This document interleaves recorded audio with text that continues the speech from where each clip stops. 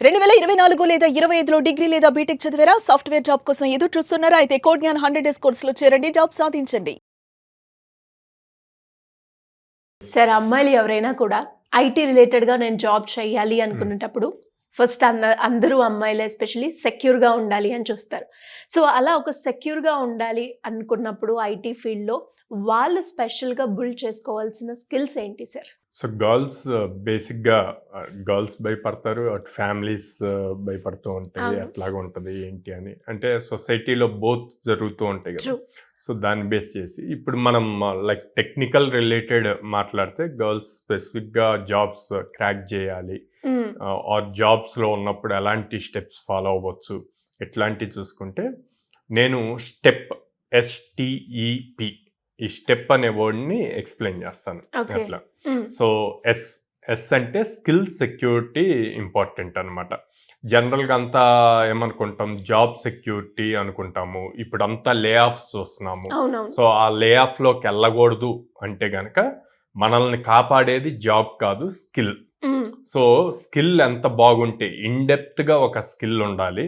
నేను ఎప్పుడూ చెప్తాను, మీరు స్కిల్స్ బిల్డ్ చేసుకునేటప్పుడు T షేప్లో ఉండాలి అని చెప్పి. అంటే వర్టికల్ షేప్లో ఉన్నదంతా ఏమో సింగిల్ స్కిల్ సెట్, అది మీకు ఇన్డెప్త్గా తెలియాలి. దీనికి కనెక్ట్ అయ్యి మల్టిపుల్ ఫీచర్స్ ఉంటాయి, ఫ్రేమ్ వర్క్స్ ఎట్లాగా, అవన్నీ హార్జెంటల్గా బిల్డ్ అవ్వాలి. ఇట్లా T షేప్లో కనుక మీ స్కిల్ సెట్ని బిల్డ్ చేసుకుంటే మీరు అసలు ఎట్లాంటి సిచ్యువేషన్లో కూడా భయపడాల్సిన అవసరం. ఒకవేళ కంపెనీలో ఫైనాన్షియల్స్ ఇవి బాగోక లే ఆఫ్ జరిగినా సరే మీకు ఇమీడియట్గా మళ్ళీ జాబ్ రావడానికి స్కోప్ ఉంటుంది. సో నెక్స్ట్ వచ్చేసి టీ అంటే టైమ్లీ డెసిషన్స్. చాలామంది ఈ డెసిషన్స్ డిలే చేస్తూ ఉంటారు. సో ఎలాంటి సిచ్యువేషన్స్లో డిలే చేస్తారు? అప్ స్కిల్లింగ్ అయ్యే పాయింట్లో, లేకపోతే కంపెనీ షిఫ్ట్ అయ్యే టైంలో. సో ఇట్లాంటి చోట చాలా జాగ్రత్తగా థింక్ చేసి ఇది రైట్ టైం, మనం అప్ స్కిల్ అవ్వాలి అన్న పాయింట్ ఒకటి డిసైడ్ అవ్వాలి. సెకండ్, ఎప్పుడు ఏ టైంలో మనం కంపెనీ షిఫ్ట్ అవ్వాలి. చాలామంది నేను రీసెంట్గా చూస్తాను, కంపెనీ చేంజ్ అవ్వాలి అనుకుంటే ముందు రిజైన్ చేసేస్తారు. రిజైన్ చేశాక నీకు జాబ్ లేకపోతే పరిస్థితి ఏంది? సో ముందు రిజైన్ చేయకూడదు. Try for jobs. నీకు ఒక చేతిలో ఒక ఆపర్చునిటీ ఉన్నప్పుడు ఇక్కడ రిజైన్ చేయాలి. సో ఇట్లాంటి టైమ్లీ డెసిషన్స్ అన్నవి చాలా ఇంపార్టెంట్. అక్కడ మిస్ అయ్యింది అంటే కనుక కెరీర్ని మన చేతులారా మనం స్పాయిల్ చేసుకున్నట్టు అవుతుంది. నెక్స్ట్ ఈ ఫర్ ఎక్స్ప్రెసింగ్ వాల్యూస్. అంటే జనరల్గా అందరూ ఏం చెప్తారంటే, నేను 6 years ఎక్స్పీరియన్స్ ఉంది, 10 years ఎక్స్పీరియన్స్ ఉంది, ఇట్లా మాట్లాడతారు. ఓకే, బిఫోర్ కోవిడ్ వరకు మనకి ఇదంతా ఫైన్. బట్ ఇప్పుడు ఎవ్రీ 4 monthsకి టెక్నాలజీ మారుతుంది, ట్రెండ్ మారుతుంది. సో చాలా చేంజెస్ వస్తున్నాయి ఇండస్ట్రీలో, బోత్ ఐటీ అవనండి, ఏదైనా అవనండి. సో అట్లాంటప్పుడు మనం మన వాల్యూని ఎలా ఎక్స్ప్రెస్ చేయాలి అంటే, నా వల్ల ఏం బెనిఫిట్ వస్తుంది మీకు అన్నది. ఓకే, నేను ఈ ప్రాజెక్ట్ చేశాను, ఈ ప్రాజెక్ట్లో ఇన్వాల్వ్ అయ్యాను, బిఫోర్ ఇలా ఉండేది, నేను ఇన్వాల్వ్ అయ్యి తీసుకున్న డెసిషన్స్ వల్ల కానీ ఆర్ చేసిన ప్రోగ్రామ్స్ వల్ల కానీ ఈ ఎఫెక్ట్ వచ్చింది, ఈ చేంజెస్ వచ్చాయి. ఆ వాల్యూని ఎక్స్ప్రెస్ చేయగలగాలి. Okay, next personal P.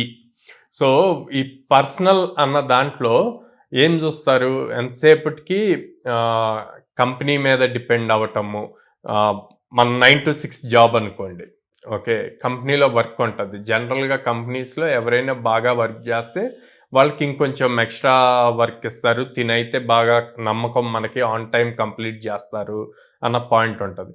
Career growth అంతా కూడా కంపెనీ మీదే డిపెండ్ అయ్యేట్లు బిహేవ్ చేస్తారు. సో ఎంప్లాయీస్ అందరూ కూడా ఎప్పుడైనా సరే, ఈవెన్ మా దాంట్లో అయినా మేము సజెస్ట్ చేసేది ఏంటంటే, family important, health important, and then work important. మూడింటిని ప్రాపర్ వేలో డైలీ అన్నిటికీ స్పెండ్ చేసేట్లు చూసుకోవాలి టైం. అలా కాకుండా ఓన్లీ వర్క్ అనుకుంటే గ్రోత్ ఎప్పుడు రాదు, ఎక్కడో చోట డ్రాప్ చేస్తుంది. అట్ ద సేమ్ టైం మనం ఏం చేయాలి అన్న పర్సనల్గా మన హెల్త్ బాగుండాలి.